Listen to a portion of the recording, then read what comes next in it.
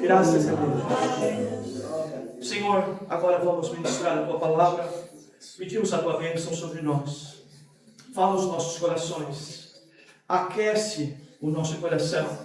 Abre os nossos olhos. Que a Tua palavra cumpra isso em nosso meio neste dia.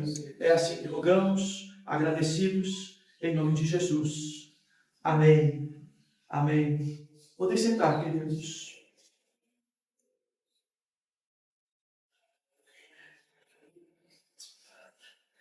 Vamos ao Evangelho hoje, Evangelho de João. João capítulo 2, verso 1. João 2, 1.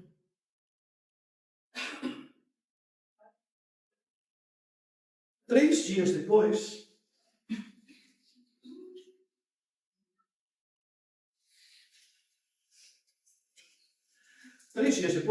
houve um casamento em Caná da Galileia. E a mãe de Jesus estava ali. Jesus e seus discípulos também foram convidados para o casamento. E tendo acabado o vinho, a mãe de Jesus lhe disse: eles não têm mais vinho. Jesus lhe respondeu: mulher, que tenho eu contigo? A minha hora não chegou.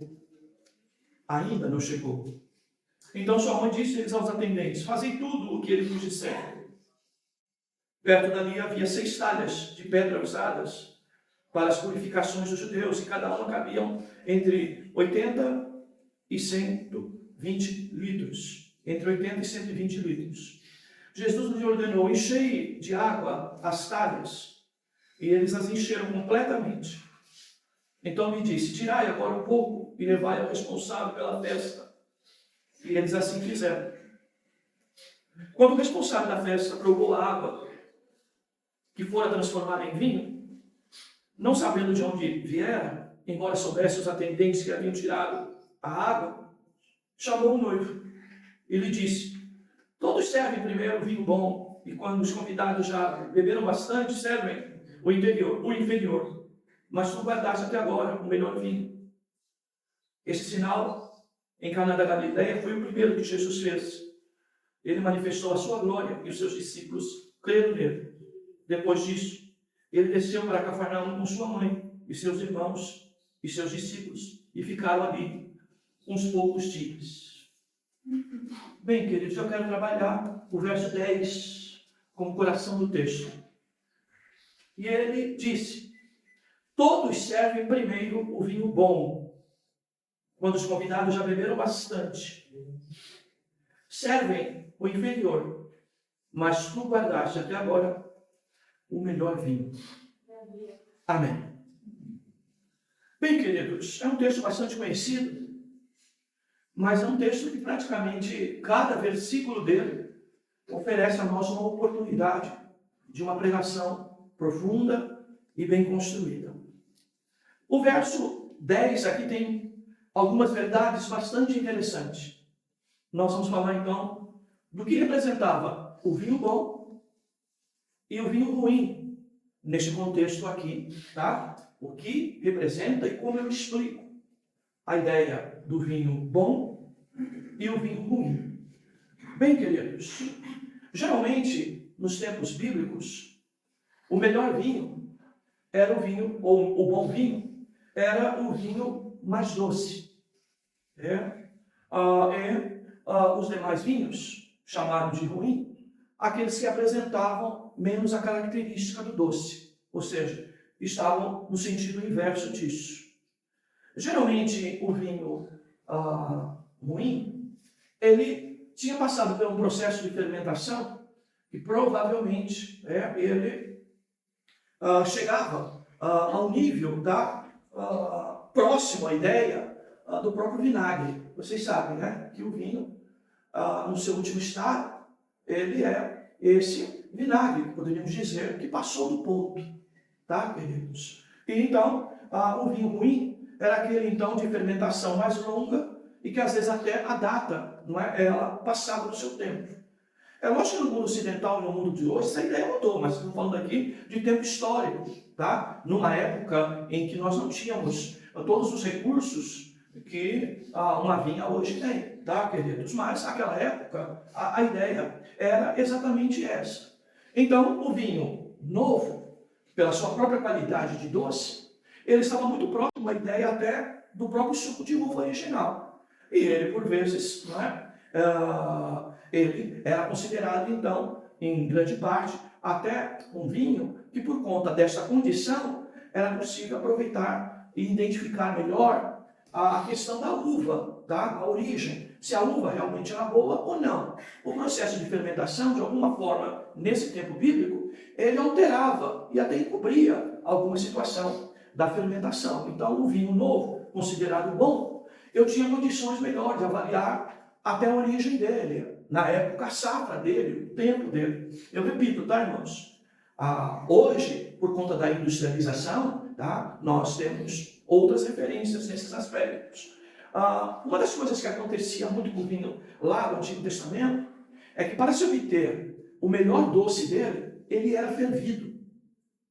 E na medida em que ele era fervido, se reduzia, tá? E havendo a redução, aquilo que era fervido, que era doce, com aquela redução do ferver, ele apresentava, então, uma doçura até maior, de maior destaque. Como a gente faz em casa, num bolo, numa torta, não é? Quando a gente reduz, você vai dar uma concentração maior e, por certeza, você vai dar um efeito de sabor maior naquilo. E isso, e muito, era feito, né? E por vezes eles reduziam até a 1/3, tá? Do tamanho original, né? Da quantidade original, para se buscar, então, exatamente essa ideia. E este vinho, ele era, então, um vinho inofensivo, tá? Ele não trazia propriedades que não fossem de saciar a sede e não, efetivamente, de produzir, tá? Um destempero na pessoa, tá? Através de uma fermentação mais longa e que poderia trazer efeitos que não eram de saciar, mas de produzir uma espécie de alteração dos sentidos, e eventualmente, não aprender até a sorrir, a ter uma alegria excessiva, mesmo quando não houvesse razão para isso. Apenas o destaque da embriaguez e, por consequência, esta alegria exagerada. Tá, queridos? Bem, então nós temos o vinho mais novo, mais doce, o vinho bom, o mais novo, o mais doce, às vezes objeto até de redução pela fervura, uma concentração maior do açúcar, tá? Ou do efeito do doce, ok, queridos? E esse vinho, então, ele não era, digamos assim, ele não contribuía para a perda da lucidez, não produzia embriaguez, ele era inofensivo. Esse é o vinho bom. O vinho ruim, então, era exatamente o extremo, tá, queridos? Bem, nas festas se dava primeiro, não é? O vinho bom, onde a pessoa estava ainda em condição de avaliar a qualidade daquilo que estava tomando, e no final se dava o vinho ruim, porque no final as pessoas já haviam de alguma forma perdido a capacidade de avaliar a qualidade do vinho, e aí então se dava aquele vinho ruim e as pessoas nem percebiam que já não era o mesmo vinho original. Bem, queridos, ou o primeiro vinho. Na verdade, queridos, tudo isso é um pouquinho de história para a gente aplicar algumas coisas relacionadas ao Evangelho aqui. Tá? Os irmãos sabem que o texto de João é considerado o Evangelho espiritual. Tudo em João, um versículo, por mais simples que seja, enquanto Mateus, Marcos e Lucas, a ênfase é muito histórica, tá? Em João, como faz? Escreve um texto fora do tempo, não é? Que a gente chama de extemporâneo, ele escreve fora de tempo, ele escreve aquilo voltado para trabalhar a vida espiritual dos crentes, dos irmãos, por conta do gnosticismo que havia nascido e que de alguma forma estava dizendo que tinha que ser gnóstico para ser mais espiritual. E aqui João, então, procura, nesse evangelho, o seu evangelho, o evangelho escrito por ele, de João, trazer a ideia de que, para ser mais espiritual, não precisava entrar para a linha gnóstica, tá? Que o Evangelho, em sua essência, ele era espiritual e produzia compreensão, entendimento e vida espiritual. E aqui nós estamos diante de duas realidades. Tá? Primeiro, tá? Talvez você nunca tenha ouvido falar sobre isso. O vinho inferior, tá, irmãos, é o gnosticismo. E o vinho bom é o Evangelho. O vinho, no original, ele representa contexto de alegria, ou conceito de alegria. Então, quando você lê vinho na Bíblia, inclusive, principalmente Antigo Testamento, que nós vamos ver com muita frequência vinho lá, era um contexto de alegria. Tá? E o que nós vamos observar aqui, então, que o vinho ruim era a alegria produzida fora do Evangelho, nesse caso aqui, pelo gnosticismo. Tá? E o vinho bom, então, é o Evangelho. Tá, queridos? Então, esse conceito que eu quero trazer para os irmãos aqui, tá? Numa aplicação bem espiritual, que é a proposta de João no seu texto. Tá, queridos? Os irmãos sabem que João, ele é um dos textos que mais fala de verdade. João 8 mesmo é praticamente um tratado sobre verdade. Tá? E aqui, então, nós estamos nesse trabalho apologético que João faz, sempre comparando mentira e verdade. Nós vamos ver aqui, então, que o vinho ruim do gnosticismo, ou os outros vinhos que podem produzir alegria, tá? Eles, então, são o lado mentiroso da coisa.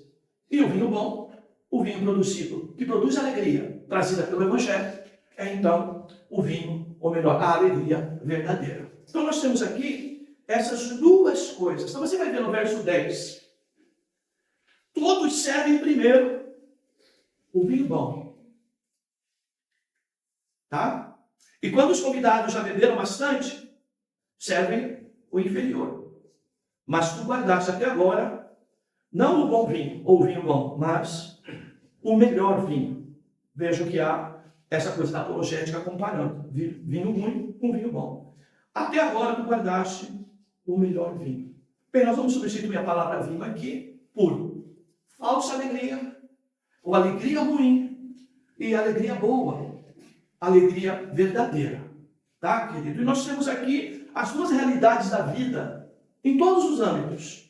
Seja na vida eclesiológica, na minha vida enquanto igreja do Senhor, ou seja, na minha vida religiosa, em outras palavras, tá? Na minha vida familiar, na minha vida de casamento, na minha vida de trabalho, na minha vida de escola.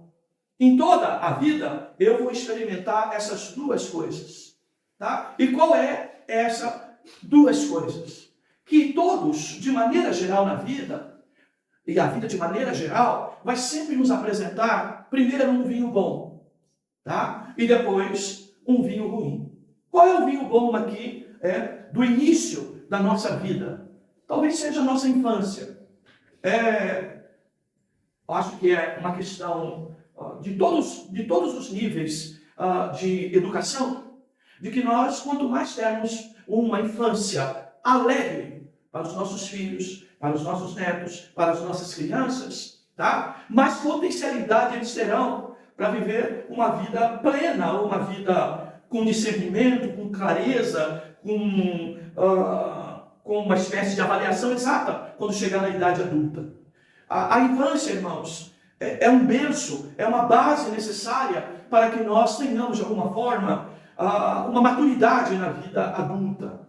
Todas as vezes que falta um espaço adequado para desenvolver a alegria da infância, é possível que essa pessoa cresça, não é? Às vezes, até dentro do efeito Peter Pan, uma pessoa que nunca cresce. Ele é adulto, mas é sempre um crianção.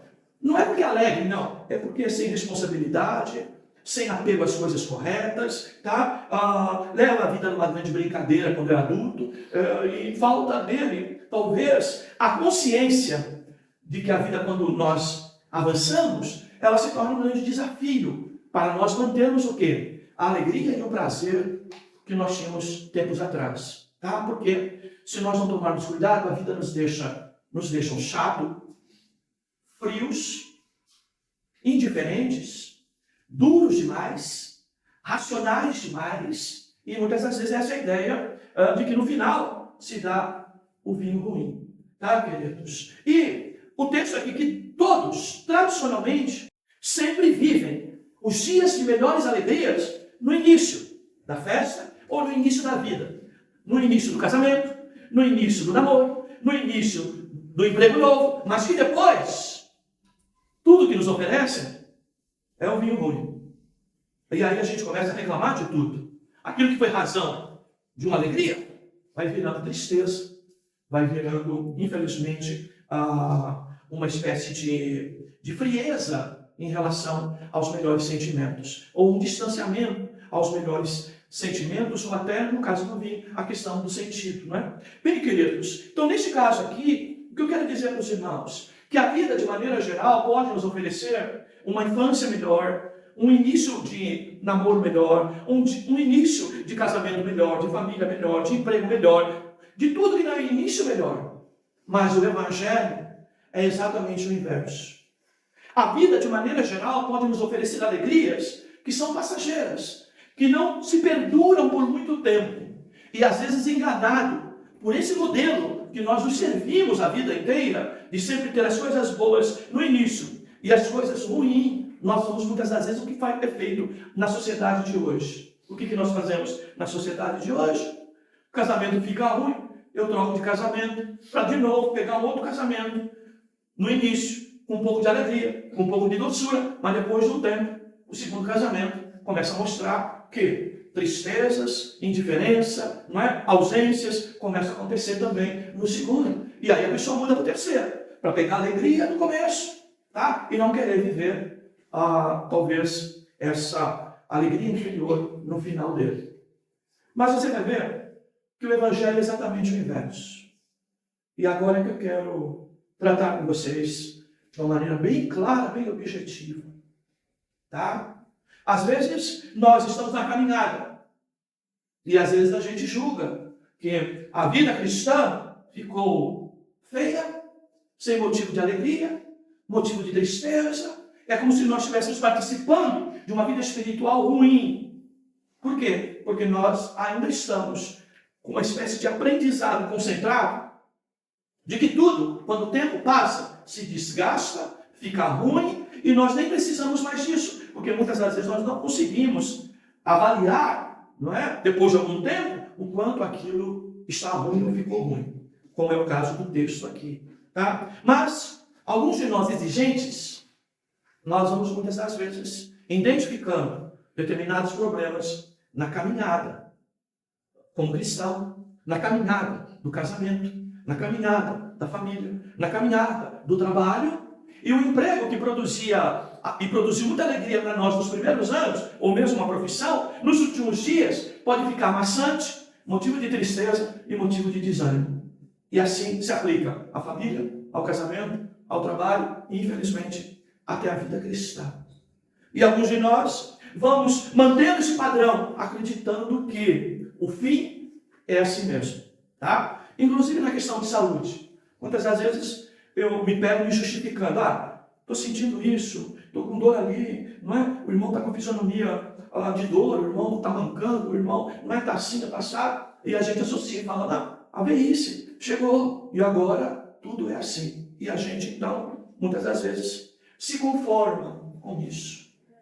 Mas a gente precisa entender que o Evangelho é contramão dessas coisas. Nós precisamos cair numa realidade hoje de que o desejo de Deus através do Evangelho é a nossa redenção, a nossa restauração. Tá? O desejo de Deus de nós estarmos no Evangelho é que sempre o fim é melhor do que o começo. E nós precisamos encarar que isso é o desejo de Deus e entendermos que até o fim, o último fim, a última gota de fim, que é a morte, na verdade para nós é a esperança da ressurreição num novo corpo, não é? Incorruptível e imortal. A nossa vida, quando João fala, ou escreve as falas de Jesus de João 10:10, eu vim para que tenham vida, e vida com abundância. Essa idade de abundância aí não é apenas quantitativa para nós pensarmos em vida eterna, mas a ideia de João ali também é qualitativa. É de Deus nos dar uma vida melhor que começa aqui. E se começa aqui, eu vou melhorando cada vez mais na minha vida espiritual. É o desejo de Deus, é a promessa de Deus, é a vontade de Deus. Eu melhoro espiritualmente, eu melhoro como marido, eu melhoro como esposa, eu melhoro enquanto irmão, eu melhoro enquanto colega, eu melhoro enquanto amigo, eu melhoro como colega de trabalho, eu vou melhorando na escola, eu vou melhorando nos relacionamentos com todos. Por quê? Porque eu fui feito por Deus no novo nascimento para dar alegria no final, maior do que no começo e do que no início.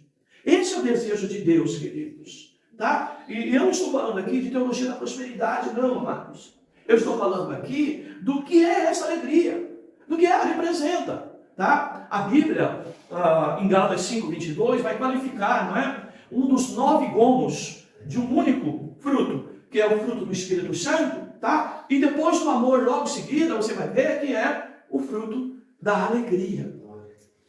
Tá, queridos? Então veja, eu sou um crente que eu tenho que entender que quanto mais o tempo passa, pela transformação que só Jesus pode fazer, eu serei um vinho melhor. Aleluia. Eu serei alguém capaz de oferecer, dar e compartilhar alegria, tá, queridos? Mais do que no início, tá? O caminhar com Deus deve produzir conosco essa ideia. Ele diz lá, todos servem primeiro vinho bom, tá? E quando os convidados já beberam bastante, aí serve ou participa do inferior.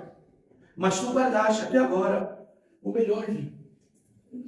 Jesus guarda o melhor para o momento em que, irmãos, a alegria do mundo, a alegria pelas coisas terrenas vão parecer ser inferior à alegria que a salvação pode dar para mim e para você.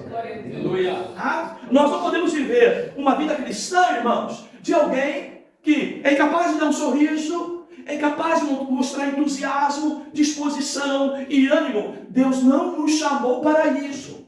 Tá, queridos? Ainda que nós tenhamos dores, tristezas e carregar às vezes momentos que a gente não deseja e não tem ânimo para fazer nada, eu preciso entender que quando tenho contato com a palavra, quando tenho contato com Cristo de maneira objetiva, tá? Através da palavra, que é vitamina para mim e para a tua vida, nós então sofreremos e viveremos a transformação deste vinho. Tá? O mundo lá fora, irmão, chega uma hora que você está lá no mundo, tudo aquilo que dava alegria começa a não dar mais. Muitos de nós que vivemos no mundo sabemos disso, que é fim de festa, muitas das vezes. Não tem mais prazer nas noites, não tem mais prazer nos muitos leitos, não tem muito prazer mais nas bebidas que davam uma alegria transitória, por um pouco de tempo. Jesus disse, olha, a alegria que eu tenho e a alegria que eu vou dar para vocês, ninguém poderá tirar. Aleluia. E é essa expectativa que todos nós temos que caminhar na fé. Todas as vezes que nós nos deparamos com abatimentos, tristezas, falta de ânimos, nós continuamos no modelo lá de fora, em que alguma coisa que dava prazer, de repente, não dá mais. Eu cantava, agora na igreja, passou um tempo, eu não adoro mais. O mesmo padrão, em que o tempo vai passando e eu vou esfriando, eu vou perdendo ânimo, eu vou perdendo alegria. A mesma coisa no casamento. Eu era alegre, tinha disposição para sexo, disposição para viajar com a esposa, disposição para estar junto, disposição para fazer as coisas juntas, mas passa o tempo, a gente vai perceber que está no padrão do mundo. Por quê? Esse casamento já não dá mais alegria, já não produz mais entusiasmo, já não tem mais vida, é uma tristeza danada. Queridos, mas não é esse o desejo de Deus para mim e para você. O desejo, a promessa e a vontade de Deus para todos nós é que o fim das coisas seja melhor do que o início. Quando lá fora, muitos de nós só batemos a cruz, só chegamos à cruz e ao Calvário e a Cristo, quando procuramos em todos os lugares e não tinha mais alegria, a não ser o vinho do fim de festa. E aí então nós nos deparamos com o Evangelho, e este Evangelho começa então a ser razão de uma alegria que só produz melhor sabor e nunca inferior. Porque isso é o padrão do mundo. Todos servem. A alegria melhor no início, e no final serve qualquer coisa. A esposa, padrão do mundo. Todas são melhores esposas nos primeiros dias. E nos últimos ficam ruins. Esse é o padrão do mundo. Marido também. E aí já não há mais satisfação. Mas não é o padrão de Deus.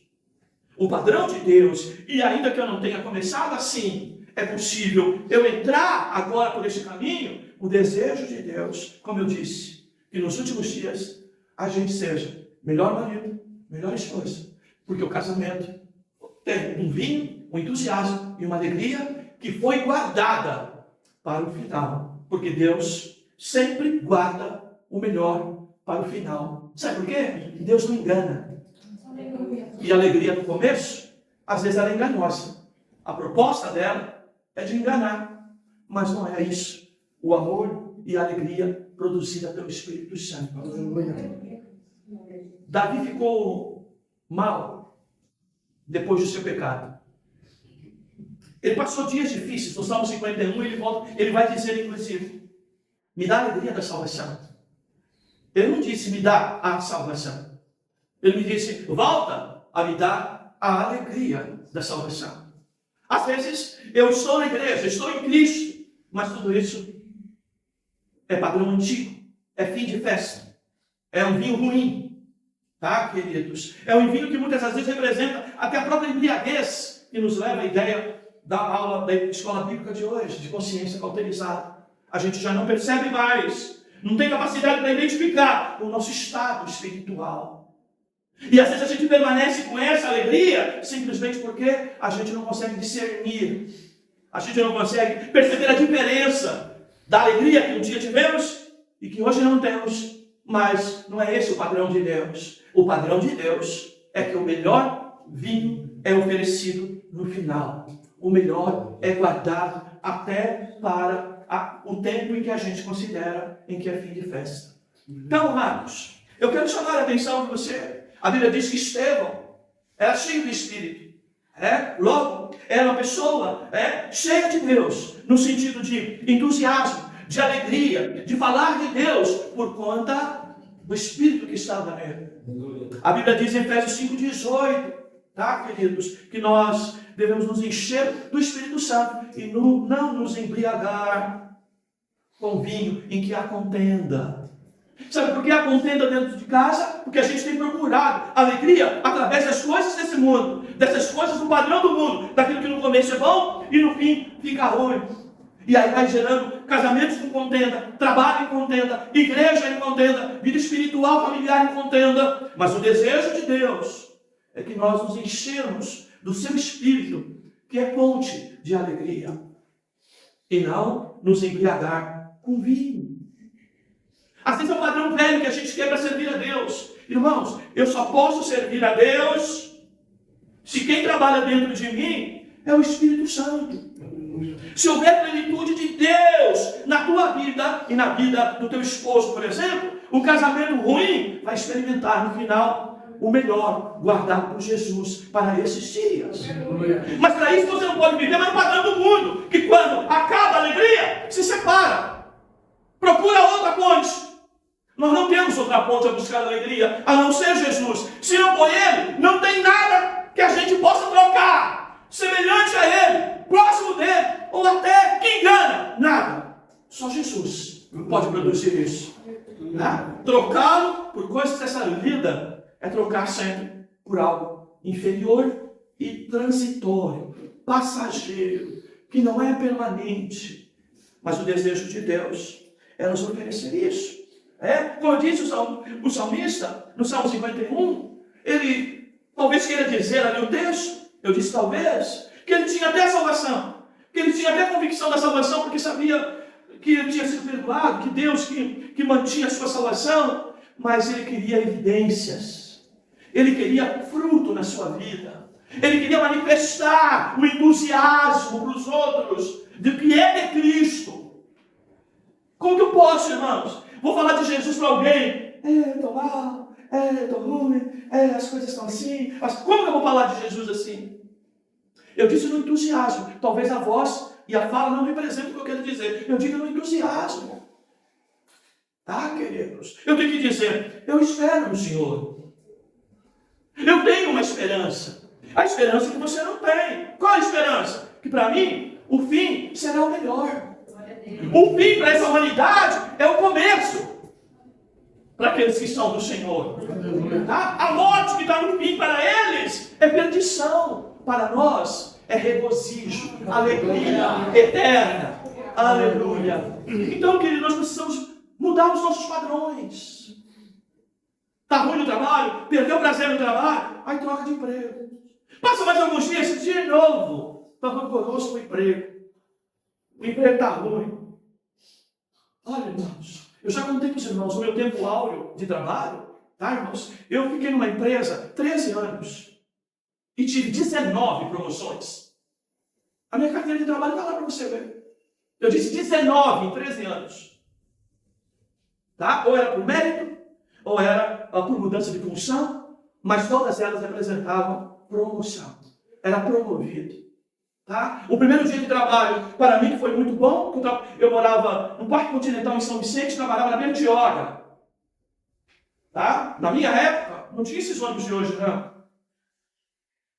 Na minha época, era 4, 5 condução, desde lá de lá. Alguns irmãos reclamam aqui que acorda às 5 da manhã, para entrar às 6 no trabalho. Eu acordava às 5 para entrar às 8h30 no trabalho. 3 horas e meia. Em estrada, Guarujá, Bertioga. Sabe o que é isso, irmão? Mas nunca desanimei. Só saí de lá quando Deus me deu outra. Para um cargo inferior, mas com salário 3 vezes mais. Glória a Deus. Aí fui trabalhar no polo químico de Cubatão. No tempo áureo também. Mas, queridos, o que eu quero dizer para vocês, nós estamos no padrão do mundo. Deus tem o melhor para nós. Até para nós mais idosos, a Bíblia diz que nós, os idosos, até nos últimos dias, daremos frutos viçosos. A Bíblia diz que os jovens se cansarão, se fatigarão, mas os que esperam no Senhor renovarão as suas forças. É dia de renovação, mas para isso a gente precisa mudar o padrão. Não tomei essa forma do mundo, mas sejam transformados na sua mente pelo poder que há na palavra de Deus. Irmãos, a palavra aqui é: como que tu faz isso? Todo mundo serve primeiro o vinho bom, e quando já beberam bastante, tá? Entendeu, queridos? No início, te oferece uma vida a dois até muito boa, ou com alguma disposição, em todos os níveis. Tá, irmãos? A mesa do almoço é bem montada, o almoço é bem feito. No início, é o que tem. É o que tem para hoje. Mas com o Espírito Santo na nossa vida, não é assim. Quando vocês falam que a hora que eu não tiver mais fruto para dar, que eu quero que Deus me aposente. Eu não vou ficar a vida toda aqui como pastor da igreja, não tendo ânimo, não tendo força. E muitas das vezes a minha oração, como você pega em casa, e a gente aprendeu isso, eu orava antes para não falhar para os meus filhos. Hoje eu oro para que eu não falte para os meus netos. E na igreja a minha oração tem sido essa: Senhor, não é por mim. Me dá ânimo, me dá força, me dá entusiasmo. Não deixa eu andar como grande parte da igreja, vagarosa. Senhor, me dá ânimo. E eu sempre digo para os mais novos aqui: seja evangelista, mostra ânimo na mensagem, põe alegria nisso, põe força nisso. Mas aí os mais jovens na mensagem parece que estão mais sérios do que eu. Queridos. Eu não digo aqui gritar, ser avaricioso, não. Eu digo entusiasmo. A Bíblia diz: se no dia da angústia te mostrar frouxo, a tua força será pequena. Se no dia difícil te mostrar, céus, vida. Doutor Smith? Queridos. Tu não vai ter força. Tá, querido? Se a enfermidade vem, se tu não mostrar entusiasmo. Olha, irmãos, você que tem depressão, já teve sábado, irmãos, ela vem visitar a gente. Eu digo sempre para os irmãos, quando a minha tenta vir, principalmente nas datas, né? Data de Natal, data de aniversário, né? Minha ou de alguém da família. Aí a gente é humano. Você tem que vigiar, irmão. Para a cama das 8 horas de sono não virar mas um dia 16 horas. E aí o que você faz? Vai buscar vitamina. Vitamina se busca onde? A minha palavra é vida, disse o Senhor Jesus. A minha palavra não é morte, como alguém vai dizer, né? Que a letra mata. Não, a minha palavra é espírito e vida. Aleluia. Aleluia. Que a tua fé, querido, possa hoje, não é que ela precisa ser restaurada, ela precisa ser lembrada dos padrões bíblicos, para nós podermos viver aquilo que a Bíblia promete, como vontade de Deus para mim e para você. Aleluia. Se tu continuar com o teu casamento no padrão do mundo, o fim vai ser uma desgraça. E muito antes da desgraça bater, você vai querer pular para outro. E você vai ver que lá, o outro, de novo vai te enganar. O começo vai ser lindo e maravilhoso. Achei a gata da minha vida. Daqui a pouco está lá. Ah, foi o livramento de Deus. Esse é o padrão do mundo. Tá, queridos? O povo de Israel estava assim quando voltou do cativeiro. E o Senhor chama a atenção. Olha, você trocou, está trocando a mulher da tua juventude, que começou junto com você, por mulheres mais novas. Vocês estão fora da palavra. Tá? E assim é tudo, queridos. A Bíblia diz que nós devemos ser firmes e constantes. Sempre abundantes. Aonde? Na obra do Senhor. Que obra é essa? É eu vim aqui trabalhar? Não. É a obra do Senhor Jesus na cruz do Calvário por mim. Ela não perde a eficácia, a alegria, o ânimo, a disposição. Nos primeiros dias, nos acompanharão todos os dias das nossas vidas. Aleluia! O Senhor, querido, restaure a tua força ao padrão bíblico.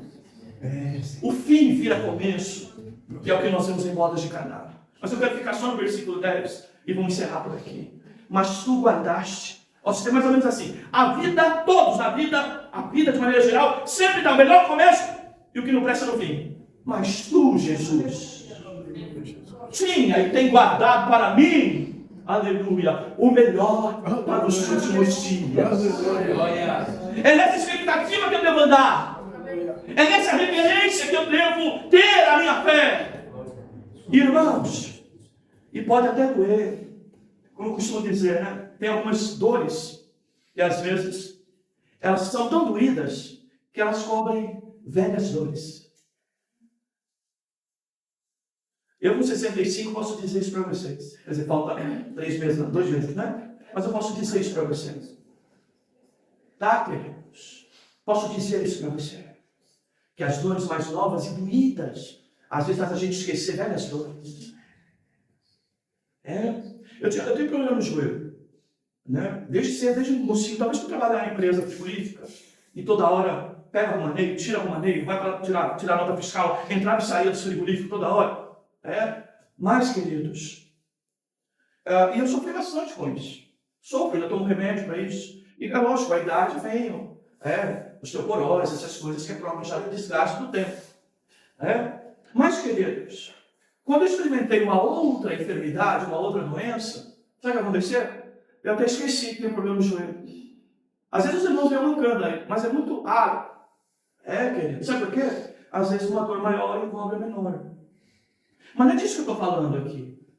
O que eu estou falando aqui, queridos, é que o doce do Evangelho, a alegria do Evangelho, o entusiasmo que o Evangelho traz, não traz para você vir aqui, Jesus, e prestar teu culto, não. A Bíblia diz que Felipe pregava em Samaria. E sabe o que aconteceu em Samaria depois da pregação de Felipe? A cidade estava mais alegre. A cidade de Samaria. Pode conferir lá em Atos 8. Quando o Evangelho chega, irmãos, eu passo a ser melhor crente, melhor filho, melhor pai, melhor esposa, melhor filha, melhor irmão, melhor colega, melhor amigo. E quando o tempo passa, mais isso vai refletir sobre mim. Mas eu preciso ter Cristo na minha vida. Sabe? Por isso que todas as vezes que nós temos prejuízos, um deles, sério, né? Do que representa o Evangelho, que é o casamento, tá, queridos? A gente precisa ver que provavelmente, antes disso, ou os dois, ou um dos dois, caiu na desgraça de perder a graça. Dá, queridos. Porque a graça do Evangelho nos faz melhor em tudo. Não para mostrar para os outros que nós somos melhores. Não para mostrar que o casamento é lindo, maravilhoso. Não, os problemas tem. Mas, sabe o que acontece? A esperança em Cristo faz a gente caminhar, sempre crendo que o mundo pode esperar e deveria esperar dias melhores. Mas o crente deve esperar o melhor de Deus. E quando o melhor de Deus aparecer, então, como diz o Amazônia, aí será só um dia feliz. Não é, queridos? Então, queridos, Deus abençoe você. Que Deus restaure a tua fé aos padrões originais. Tá, queridos? O melhor de Deus está guardado. Aleluia. Aleluia. E isso é vida transformada e cuidada para naquele grande dia estar irrepreensível. Corpo, alma e espírito para receber o nosso Senhor Jesus Cristo. E nos levará para estar com o Pai para todo sempre. Deus te abençoe, meu irmão. O meu desejo com essa palavra não é pregar fantasia, é pregar a Bíblia e realidade bíblica, tá? De que a nossa esperança, ela é mantida, o seu fogo aquecido pela chama do Espírito Santo. Sabe, queridos, pela chama do Espírito Santo. Que Deus mantenha a tua vida nele, com chama alta, para que o nome do Senhor seja glorificado. Amém, queridos?